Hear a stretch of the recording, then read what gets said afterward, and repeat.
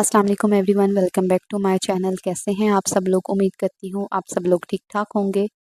आज मैं आप लोग के लिए लेकर आई हूँ एक ऐसा मीठा जो ना सिर्फ बनाने में बहुत आसान है बल्कि देखने में भी इतना खूबसूरत कि मेहमान देखते ही पूछ बैठें ये आपने कैसे बनाया है। और टेस्ट बिल्कुल बेकरी जैसा, क्रीमी वैनिला कस्टर्ड ठंडी ठंडी जेली के साथ, ऊपर से ड्राई फ्रूट्स की डेकोरेशन, एकदम शानदार कॉम्बिनेशन है। अगर आप भी चाहते हैं मेहमानों का दिल जीतना सिर्फ एक बाउल मीठे से, तो वीडियो को एंड तक ज़रूर देखिए। सबसे पहले एक बर्तन में 1 लीटर दूध शामिल करेंगे। इसी दूध में से थोड़ा सा दूध अलहदा करके रख लेंगे। मैंने पैकेट वाला दूध इस्तेमाल किया है, आप खुला दूध भी इस्तेमाल कर सकते हैं। उसके बाद 6 चम्मच चीनी के शामिल करेंगे। 1 लीटर दूध के हिसाब से 6 चम्मच चीनी बहुत ही मुनासिब मिकदार है। अगर आप मीठा ज़्यादा खाते हैं तो आप 1 से 2 चम्मच चीनी की मज़ीद शामिल कर सकते हैं। चीनी शामिल करने के बाद दूध को बॉयल होने तक पका लेंगे। तब तक बाकी का काम कर लेते हैं। दूध जो हमने अलहदा करके रखा था, इस दूध में 5 चम्मच वनीला कस्टर्ड के शामिल कर देंगे।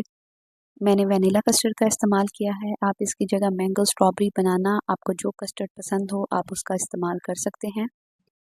कस्टर्ड डालने के बाद इसे अच्छी तरह से मिक्स कर लेंगे जब तक सारा कस्टर्ड दूध में डिसॉल्व ना हो जाए और इसमें कोई भी लम्स बाकी ना रहे।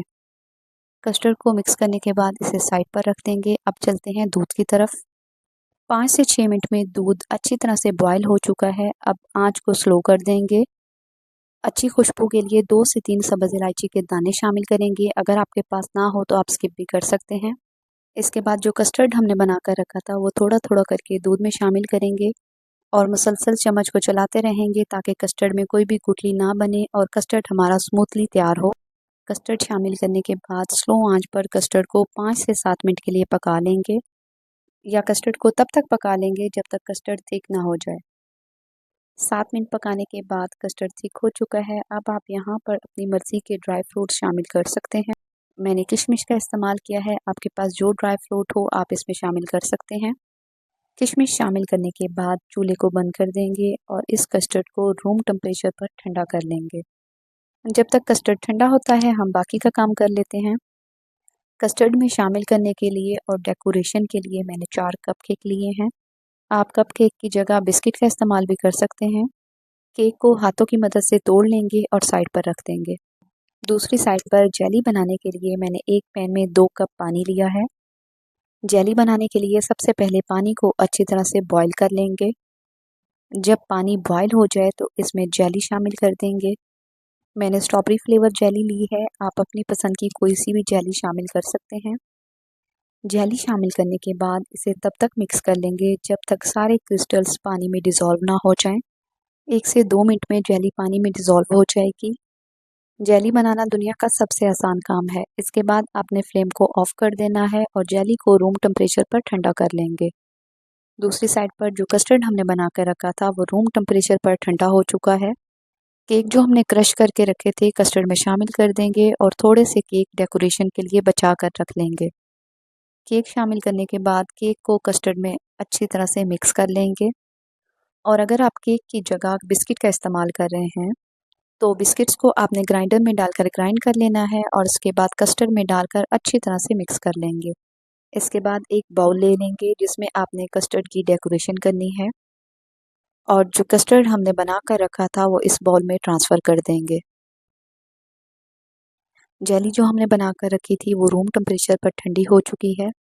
एक चम्मच लेंगे, उसे उल्टा करके रखेंगे और आराम आराम से जेली कस्टर्ड पर डालते जाएंगे। अगर जेली को डायरेक्टली कस्टर्ड में शामिल करेंगे तो वो कस्टर्ड में मिक्स हो जाएगी, इसलिए आपने आराम आराम से चम्मच की मदद से जेली को कस्टर्ड पर डालना है। जेली डालने के बाद हम जेली को तब तक रेस्ट देंगे जब तक जेली सेट ना हो जाए। जेली को सेट होने में ज़्यादा टाइम नहीं लगता, 7 से 8 मिनट में ही जेली सेट हो जाएगी। अब हम इस जेली कस्टर्ड की गार्निशिंग करेंगे केक के साथ। ये वही केक है जो हमने बचा कर रखा था। आजकल मैंगो का सीज़न है तो आप केक की जगह मैंगो से भी केक की डेकोरेशन कर सकते हैं, या फिर आप अपनी मर्ज़ी के किसी भी फ्रूट से इसकी डेकोरेशन कर सकते हैं। उसके बाद मैंने इस पर थोड़ी सी किशमिश की गार्निशिंग की है। गार्निशिंग करने के बाद कस्टर्ड को 4 से 5 घंटे के लिए फ्रिज में ठंडा कर लेंगे, क्योंकि ये डिज़र्ट ठंडा ठंडा खाने में ही अच्छा लगता है। ये रेसिपी सिर्फ बच्चों को ही नहीं बड़ों को भी बहुत पसंद आएगी। आप चाहें तो इसे दावत में सर्व करें, हर जगह ये मीठा लोगों का फेवरेट बन जाएगा।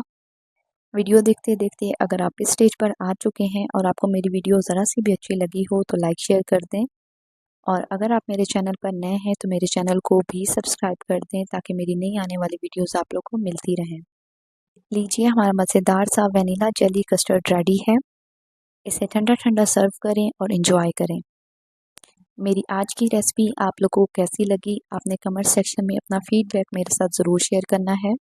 और मेरी वीडियो आप किस जगह से देख रहे हैं कमेंट सेक्शन में आपने ज़रूर बताना है।